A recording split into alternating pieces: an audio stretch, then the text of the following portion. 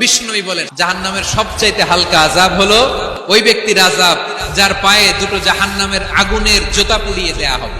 ওই আগুনের উত্তাপে তার মাথার মগজগুলো ভাতের মারের মতো টপ টপ টপ টপ করে বেয়ে বেয়ে পড়বে। জাহান্নামের ভেতরে লক্ষ লক্ষ কোটি কোটি কাফির মুশরিককে দেওয়ার পরেও জাহান্নাম বলবে হাল মিন মাজিদ, আরো আছে নাকি, আরো দাও, আরো দাও, আমার ক্ষুধা নিবারণ হয় নাই।